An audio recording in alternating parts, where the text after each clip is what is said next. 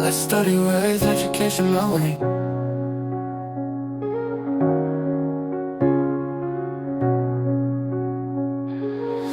Elon की इस brand new polity course में जहां आपको हर टॉपिक मिलेगा वेरी क्लियर, क्रिस्प और एग्जाम ओरिएंटेड।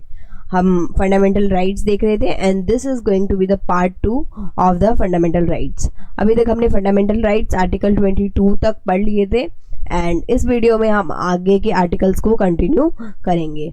तो article number 23 and 24, this is right against exploitation. Right against exploitation में क्या है? राइट अगेंस्ट एक्सप्लॉयटेशन में ban on human trafficking, forced labour, prohibition of child labour in hazards jobs. तो यही basically कि exploitation के against हमें रहना है। आर्टिकल 23 और 24 में दिया है स्पेसिफिक। आइए थोड़ा सा समझते हैं कि क्या क्या है किस चीज़ के अंदर। First is article 23। आर्टिकल 23 में किस किस चीज़ की प्रोहिबिशन है? प्रोहिबिशन है, just a second, sorry, it's human.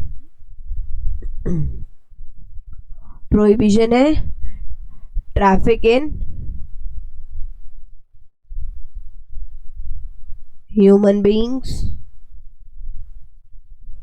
then begar, which is also known as forced labor, कि आप किसी से भी जबरदस्ती लेबर नहीं करा सकते हैं, वो भी प्रोहिबिटेड है।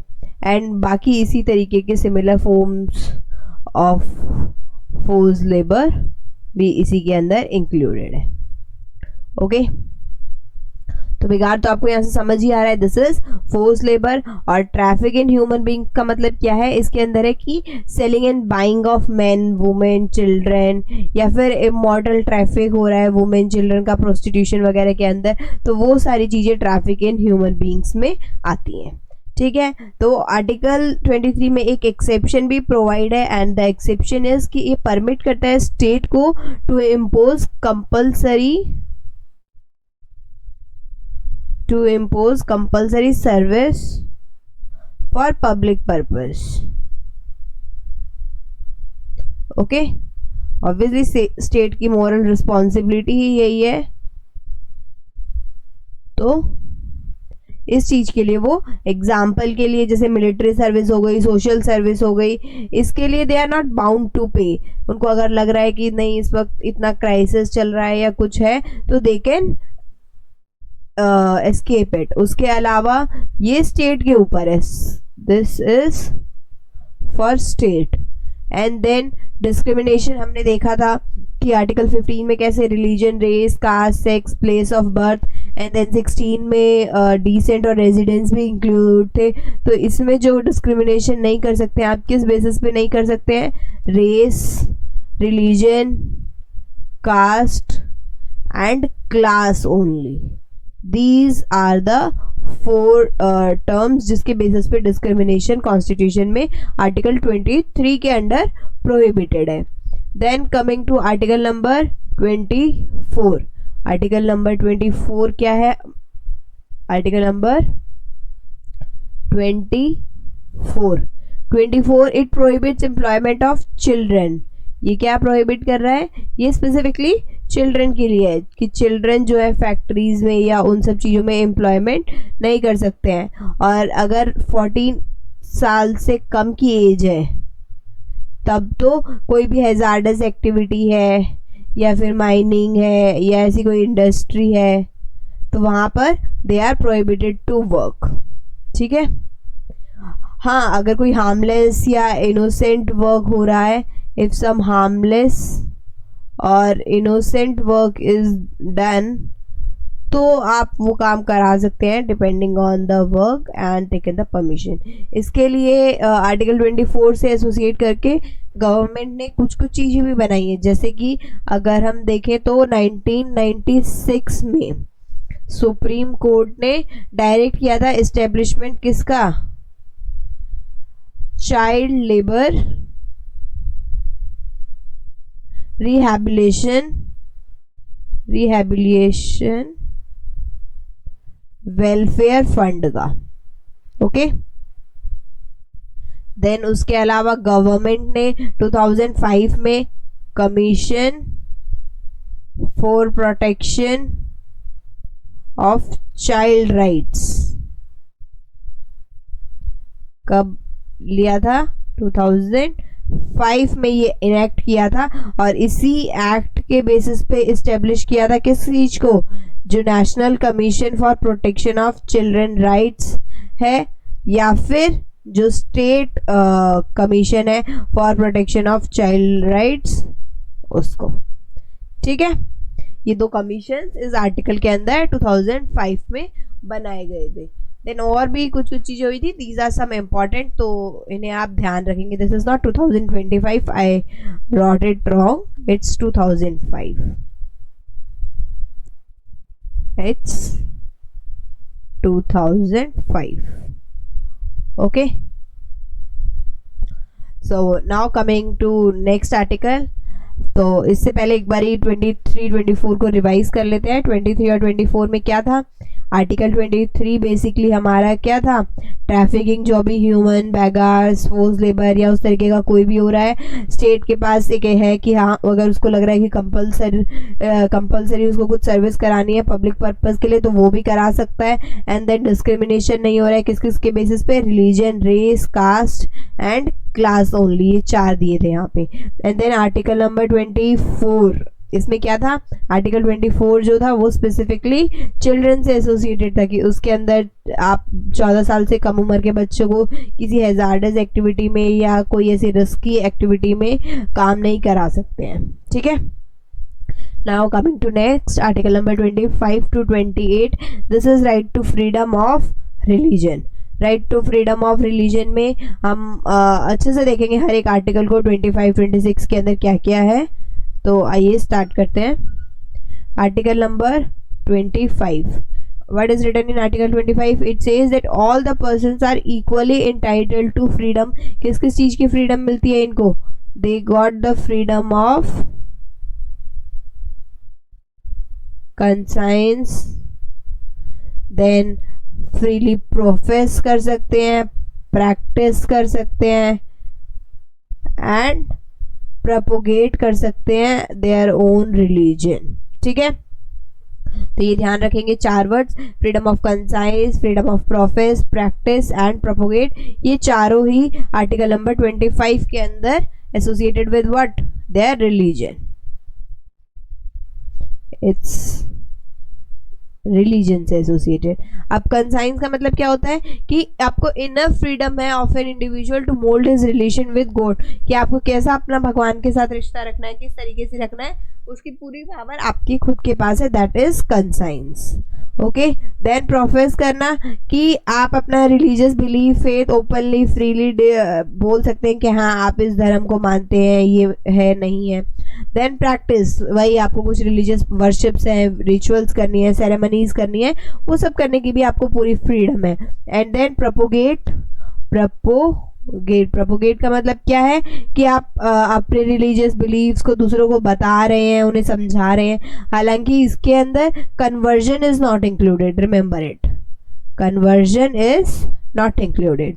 You cannot force anybody to convert another person to their own religion. Okay, so right to conversion is not included in this. Then उसके अलावा इसी के अंदर आपके पास एक और है, एंड दैट इज ऑब्वियसली ये राइट्स जो हैं, इन राइट्स में भी अपनी कुछ कुछ एक्सेप्शंस और कुछ कुछ रेस्ट्रिक्शंस भी हैं। And what are this restriction? कि आप जो है किसी पब्लिक ऑर्डर को हार्म नहीं करनी चाहिए। Then morality is one of the exceptions. Then health, किसी की हेल्थ नहीं खराब होनी चाहिए आपके रिलीजियस बिलीव्स की वजह से, या फिर कोई और प्रोविजंस है which is related to fundamental rights, वो भी आपका वायलेट नहीं होना चाहिए। ठीक है, देन इट स्टेट को ये प्रिवेंट नहीं करता है। हालांकि स्टेट में भी कुछ है ऐसा कि this is 25(1)(a) and then 25(1)(2). इसके अंदर क्या है कि it does not prevent state from regulate करने से। तो मतलब अगर स्टेट को लग रहा है कि कोई रिलीजियस चीज़ ऐसी हो रही है कि उनको रेगुलेट करना चाहिए, रेस्ट्रिक्ट करना चाहिए, तो वो स्टेट कर सकती है on the basis of any economic, financial, political किसी भी तरीके की एक्टिविटीज उनको वो अगर गवर्नमेंट को लग रहा है कि it is required to regulate and restrict them तो वो गवर्नमेंट कर सकती है, ठीक है. Then it also provide social welfare reform and all this is not that important, you just keep remember these things. Then article number 26 के अंदर क्या है, एवरी रिलीजियस डिनोमिनेशन के पास जो है वो राइट होता है. क्या राइट होता है? First is they can establish and maintain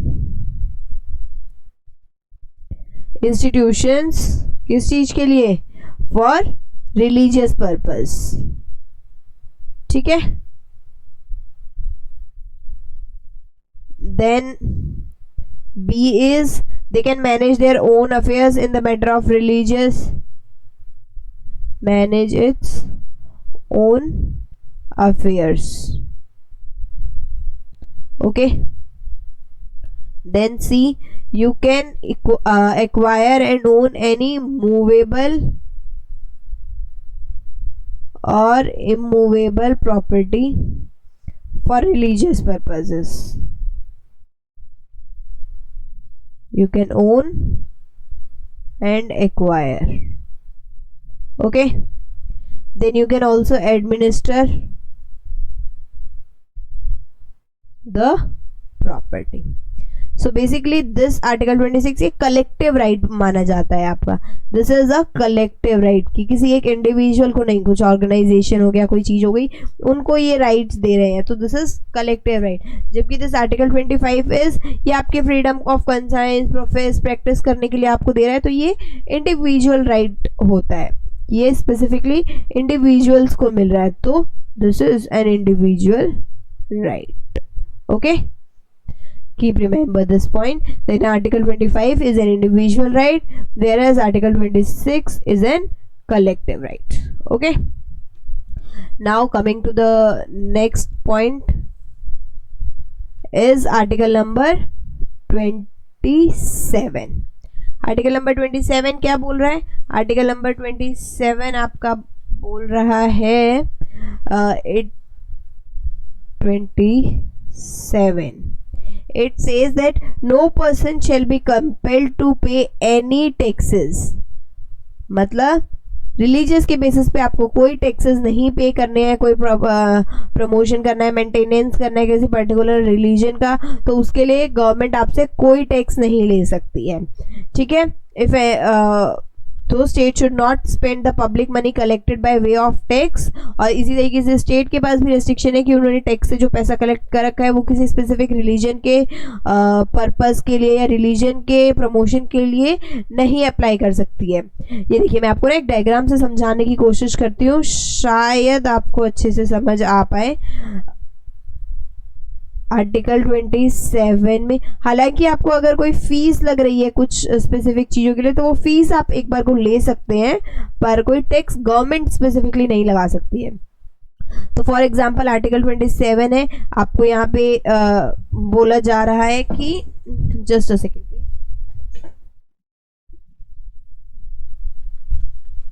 या वी विल कंटिन्यू, कि आपको कोई प्रमोशन करना है किसी पर्टिकुलर रीजन का,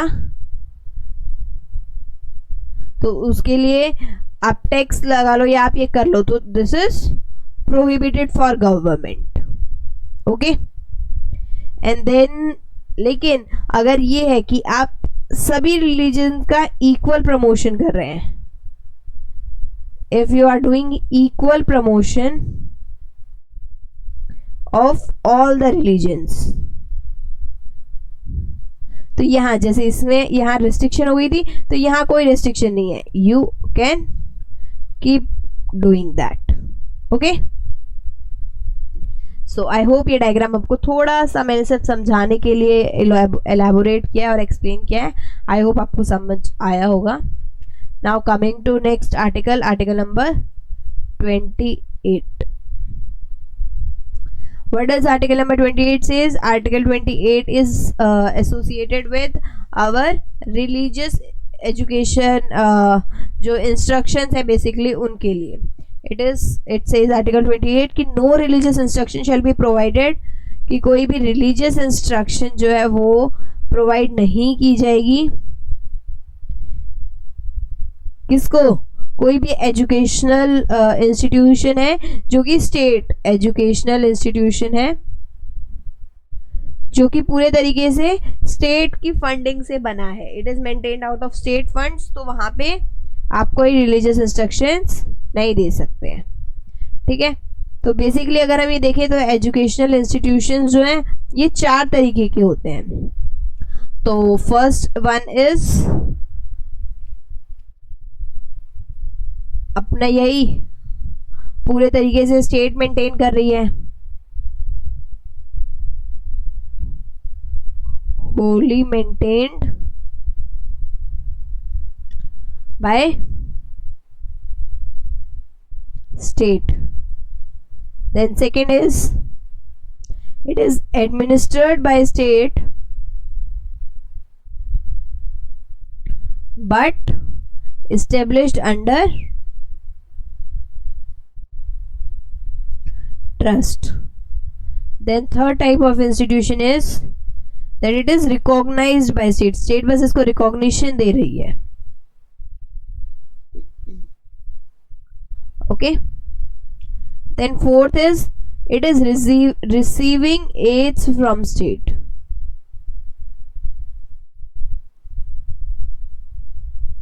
तो आर्टिकल 28 में यही लिखा है कि किस किस तरीके के इंस्टीट्यूट को आप कौन कौन सी रिलीजियस इंस्ट्रक्शंस दे सकते हैं। तो अगर हम पहले की बात करें तो यहाँ पे तो अभी हमने देखा कि रिलीजियस इंस्ट्रक्शंस कंप्लीटली प्रोहिबिटेड हैं, और यहाँ पर क्या है बी वाले इसमें कि रिलीजियस इंस्ट्रक्शंस जो है वो परमिटेड हैं। आप अगर आपको लग रहा है रिलीजियस इंस्ट्रक्शंस देनी है तो आप दे सकती है क्योंकि ये ट्रस्ट के अंदर बना है। देन इन दोनों के अंदर it is permitted on the voluntarily basis. किस पे परमिटेड है?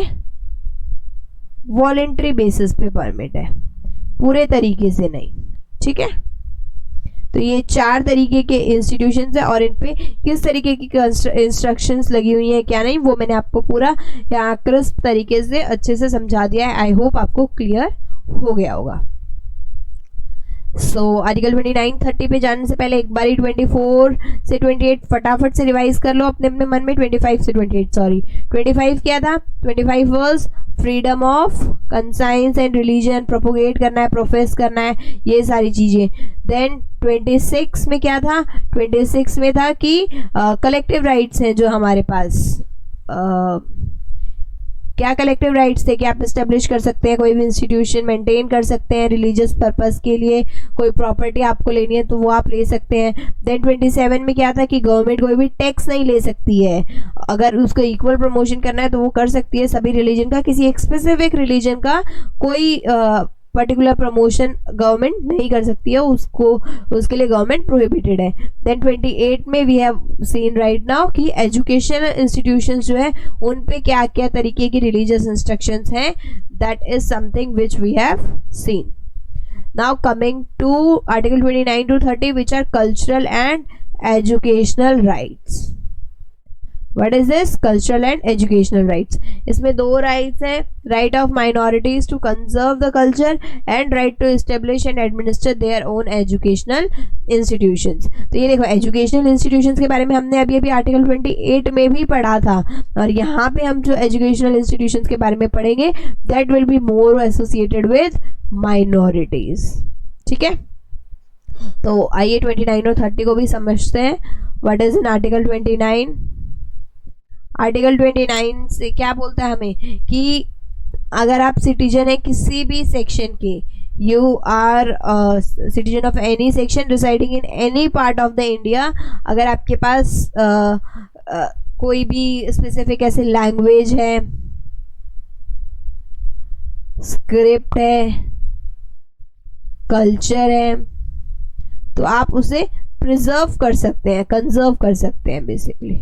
ठीक है, तो एवरी सिटीजन ऑफ इंडिया, सभी सिटीजन्स के लिए है ये चीज, ध्यान रखेंगे। 29 और 30 में ये बेसिक डिफरेंस है कि कुछ जो यहाँ पे 29 है इट गिव्स इट प्रोवाइड कि सभी सिटीजन्स जो है they can conserve their language, script, culture and all these things कोई भी सिटीजन को डिनाई नहीं किया जाएगा, इसी का 29 का बी पार्ट है. This is first. And then second कि किसी भी सिटीजन को डिनाई नहीं किया जाएगा किसी भी एजुकेशन इंस्टीट्यूशन पे on the basis of religion, race, caste and language. इन बेसिस पे कोई डिस्क्रिमिनेशन नहीं होगा. ठीक है. देन स्पेसिफिक प्रोटेक्शन दी गई है लिंग्विस्टिक और रिलीजियस माइनॉरिटीज को. Protection to linguistic and religious minorities. ध्यान रखेंगे दो तरीके की माइनॉरिटीज के बारे में डिस्कस किया गया है, लिंग्विस्टिक एंड रिलीजियस. ऑल्दो इन दोनों को ही नहीं कहीं डिफाइन किया गया है कॉन्स्टिट्यूशन में, they are not defined in constitution anywhere. Okay. Then coming to article number 30. I guess I forgot to add some slides. Let me add that. Article 30. Article 30 में क्या है? आर्टिकल 30 says ये specifically minorities के लिए कि सारी minorities जो हैं they have the right to establish their and administer their education institution. Okay, so this is for minorities, remember, and this minorities is not defined anywhere in Constitution of India.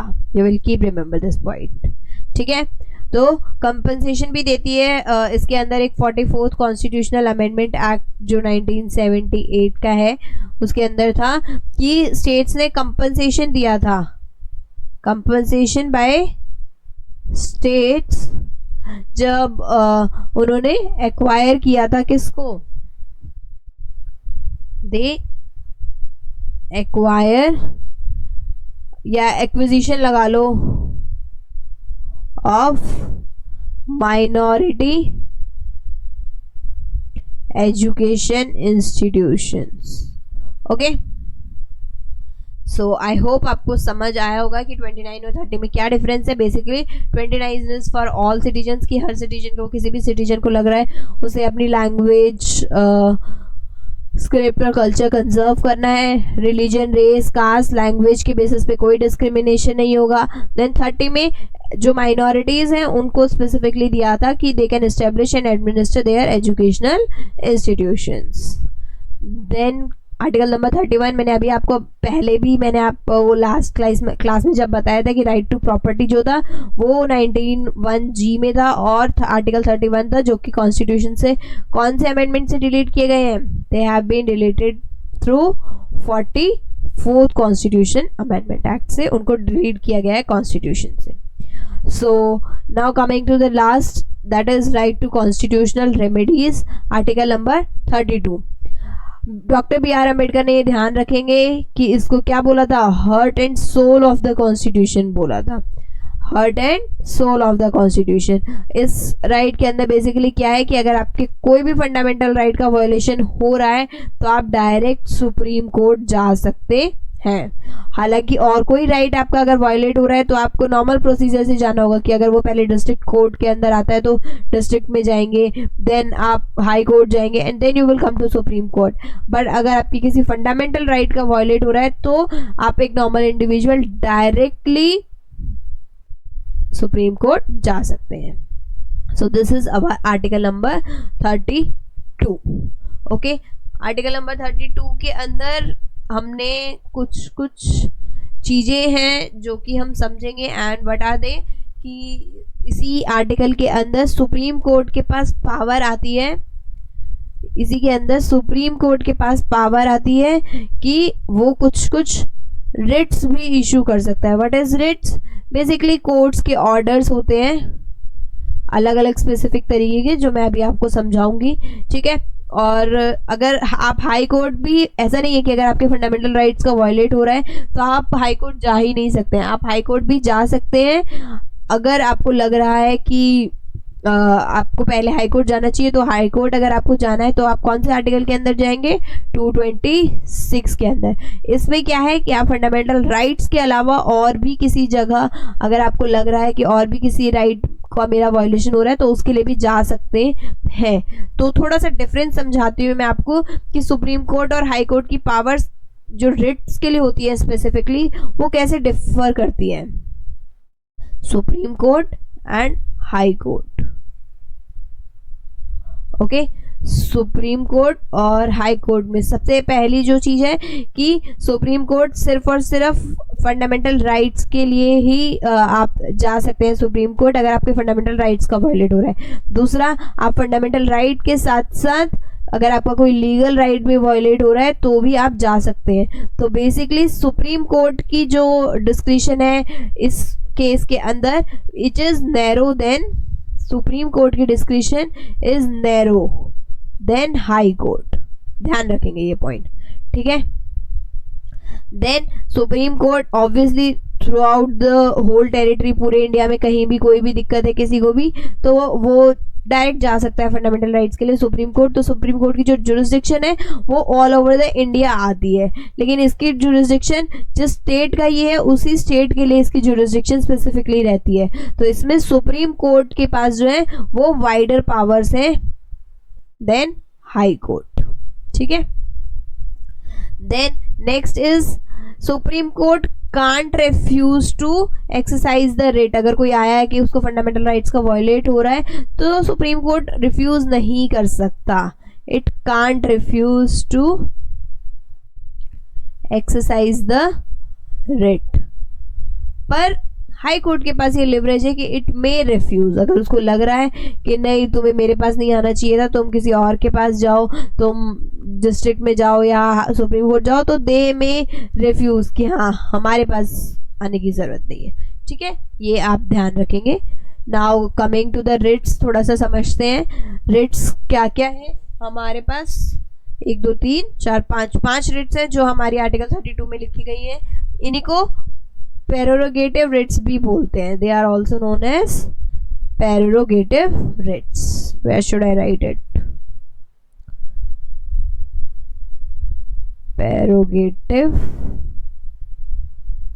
Ritz भी बोला जाता है, ठीक है। इस writ concept का अगर मैं ओरिजिन की बात करूं तो ये ओरिजिनेट कहाँ से हुआ था, it originated from regulating act of, यही मैं आपको लिख के बता रही हूँ कि ये जो रिट्स है ये कौन से, ये कहाँ से ओरिजिन हुआ था, they originated from regulating act of 1773, ध्यान रखेंगे, ठीक है।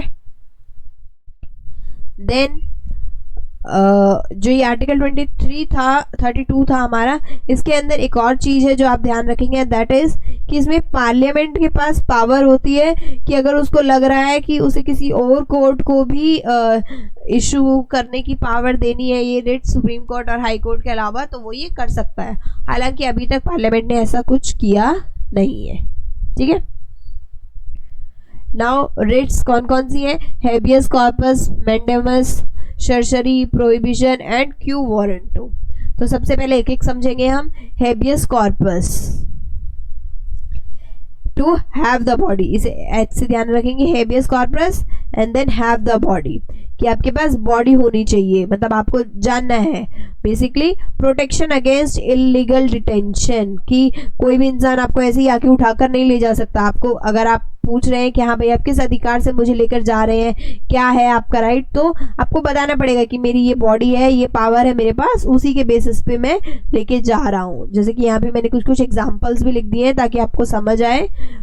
इट रॉन्गफुल पुलिस कस्टडी जो है उसमें आप हेबियस कॉर्पस यूज कर सकते हैं कि आपके पास कोई राइट नहीं है, कोई आपकी बॉडी नहीं, आपको मतलब अलाउ नहीं है, आपके पास कोई राइट्स नहीं है कि आप हमें ले सके। तो अगर इस तरह की कुछ रॉन्गफुल पुलिस कस्टडी हो रही है तो उसके अगेंस्ट हम सुप्रीम कोर्ट में हेबियस कॉर्पस लगा सकते हैं, ठीक है। तो बेसिकली ये किसके अगेंस्ट लगता है, it is against the entire state. तो पर जरूरी नहीं है ना सिर्फ स्टेट, कोई नॉन स्टेट बोर्ड भी है जो आपको गलत तरीके से डिटेन कर रहा है या गलत तरीके से अपनी पावर यूज कर रहा है, तो आप उसके अगेंस्ट भी इस रिट को लगा सकते हैं। Then next is mandamus. Mandamus we command. ये देखो एम एम इसमें भी ज्यादा है, एम एम इसमें भी ज्यादा, तो ध्यान रखिए मैंडेमस वी कमांड कि किसी पब्लिक ऑफिशियल को आप कमांड कर रहे हैं कि आप अपनी ड्यूटी करें अच्छे से. जैसे मान लो कोई लाइसेंस इशू करने से रिफ्यूज कर रहा है तो आप मैंडेमस लगा सकते हैं कि सुप्रीम कोर्ट उसको कमांड देगा कि आपकी ड्यूटी है, आपको लाइसेंस इशू करना है, तो आप नहीं मना कर सकते हैं. तो किसी भी पब्लिक ऑफिशियल को, ध्यान रखें पब्लिक के लिए बेसिकली ये लगता है, तो इट इज एग्जीक्यूटिव बॉडीज जो हैं उनके अगेंस्ट आप इसको यूज कर सकते हैं बेसिकली. ठीक है. Then certiorari to be certified. Basically कि कोई केस है जो लोअर कोर्ट से हायर कोर्ट में ट्रांसफर करना है तो वो आप सर्जरी के बेसिस पे ही कर सकते हैं. बेसिकली सी से ये ध्यान रखेंगे, certiorari C and then certify करना, चेक करना, वो भी सी से हो रहा है. तो इस तरीके से. ठीक है. कोई अगर फाइनल ऑर्डर जजमेंट आ गया है तो उसके बाद अगर उनको लग रहा है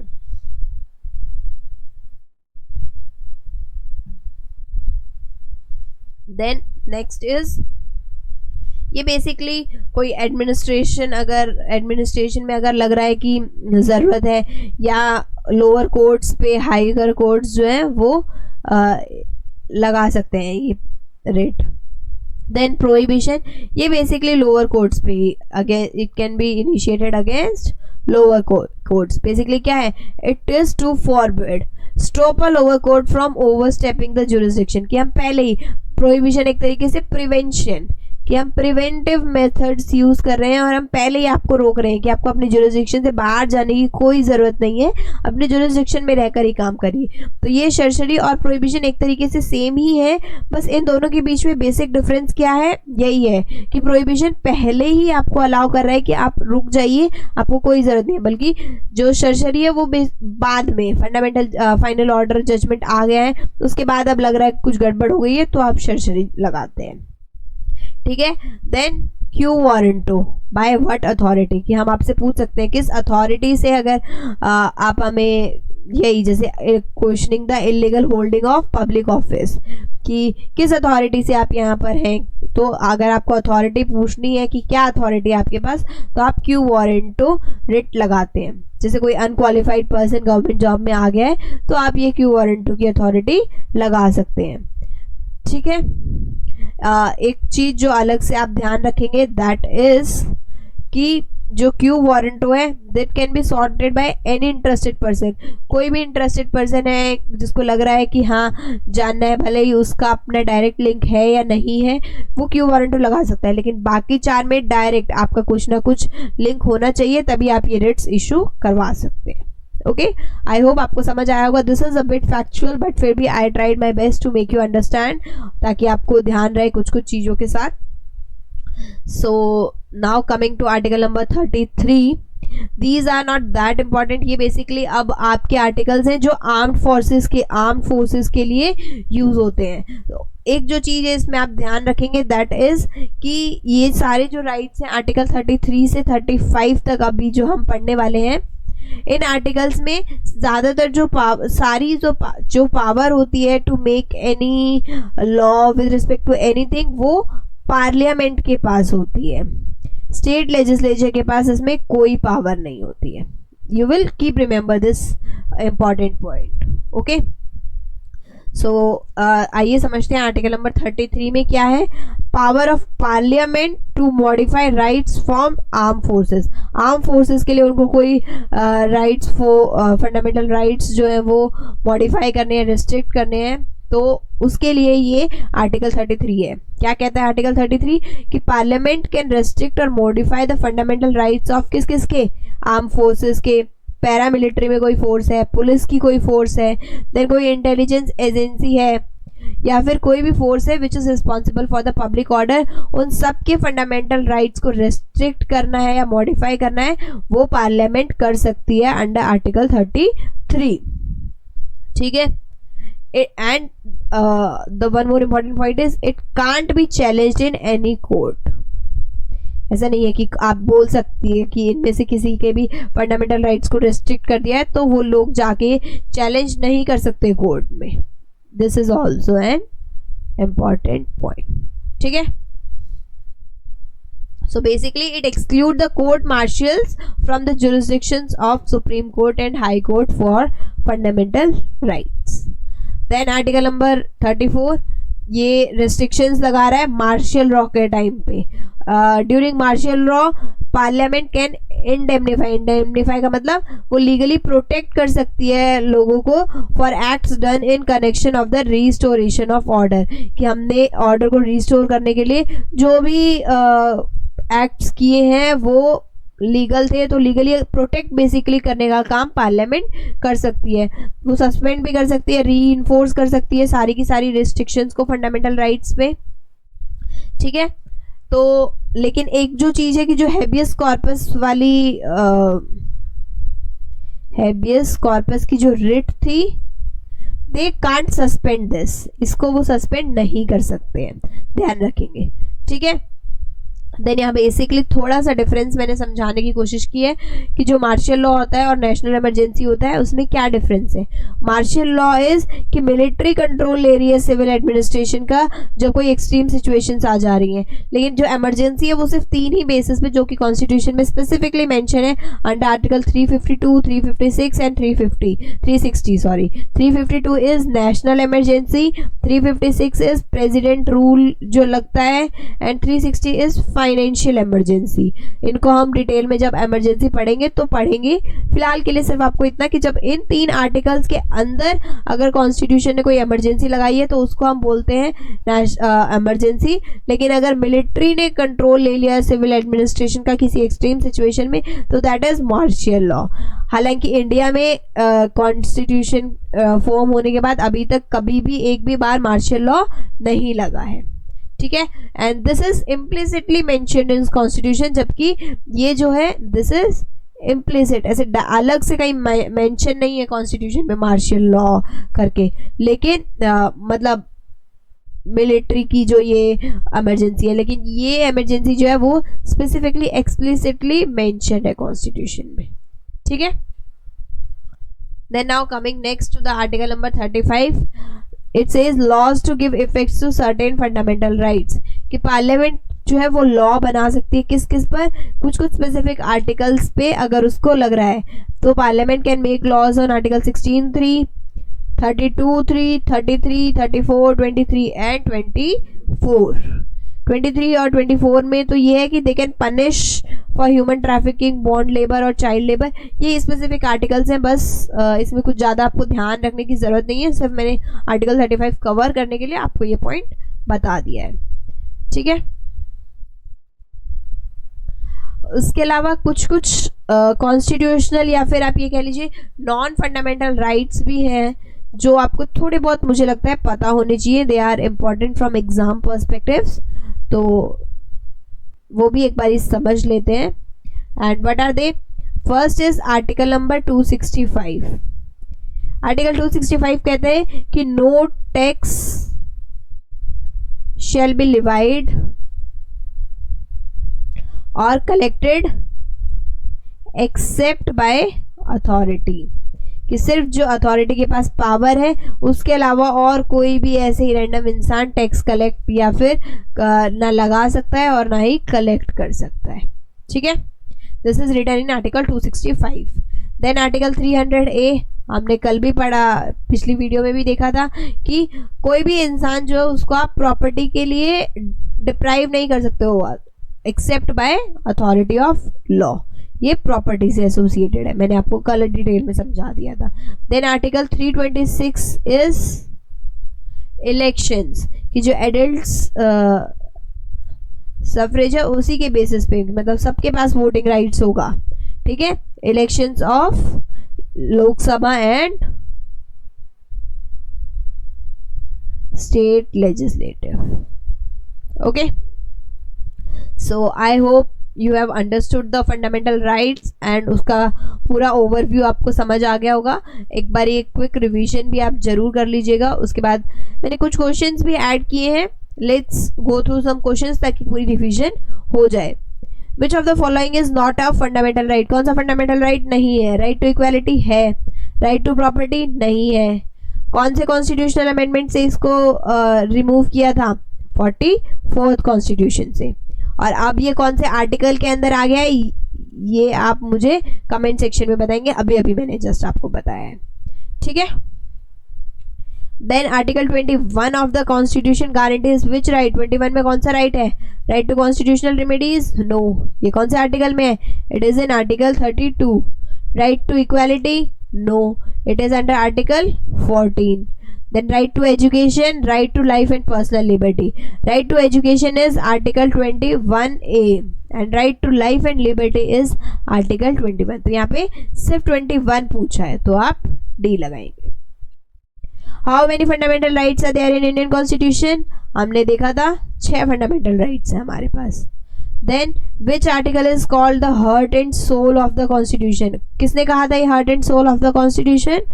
डॉक्टर B.R. अम्बेडकर ने। कौन से आर्टिकल को कहा था, right to constitutional remedies which is article 32। Then which fundamental right is available only to citizens and not to foreigners, ये मैंने आपको पिछली वीडियो में भी बताए थे। ये हमने जब सिटीजनशिप पढ़ा था हमने तभी पढ़ लिया था, एक बार और मैं आपको रिवाइज करा देती हूँ।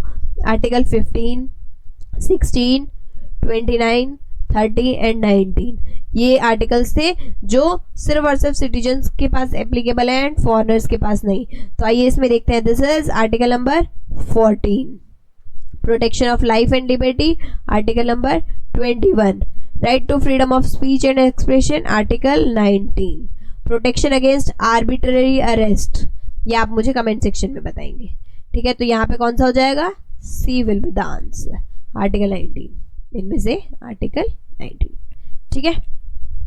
अनटचेबिलिटी इज एबॉलिश्ड, कौन से आर्टिकल से, आर्टिकल 17। तो देख सकते हैं आप ये यूपीएससी में भी क्वेश्चंस पूछे गए हैं, तो बहुत इजी क्वेश्चंस भी फंडामेंटल राइट से आते हैं, बस आपको ये बेसिक्स ध्यान रहनी चाहिए।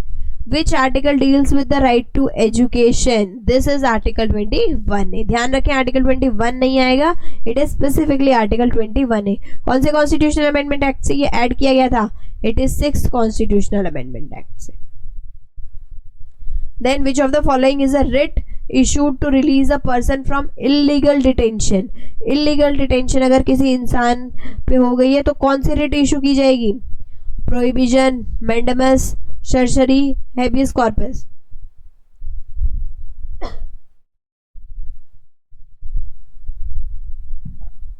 सी, प्रोहिबिशन एंड सर्जरी, ये तो कोर्ट्स की थी तो ये तो ऐसे ही डायरेक्ट कट जाएंगी। देन मैंडेमस क्या थी कि हम कमांड कर रहे हैं, एंड हैबियस कॉर्पस क्या थी कि हैव द बॉडी, किस बॉडी से, आप तो किस बॉडी से तो यहाँ पे क्या कर रहे हैं, वो रिलीज करने के लिए बोल रहे हैं, तो कमांड दे रहे हैं ना, तो मैंडेमस आ जाएगा, ठीक है। कल्चरल एंड एजुकेशनल राइट्स कौन किस किस को गिवन है, SC ST only, no, religious and linguistic minorities. Which article prohibits discrimination on ground of religion, race, caste, sex और place of birth, ये 5 किस में थे, article number 15। Which fundamental right cannot be suspended during national emergency, ये अभी हम जब national emergency करेंगे तब हम डिटेल में पढ़ेंगे। दो right to freedom, equality, life, article 21 जो है you can't suspend this during the national emergency, ये मैं डिटेल में आपको पढ़ाऊंगी, so don't worry about this. So I hope आपको अच्छे से समझ आया होगा and you have enjoyed the session. तो जब तक नेक्स्ट सेशन नहीं आता है, thank you so much, stay healthy, stay fit, bye bye.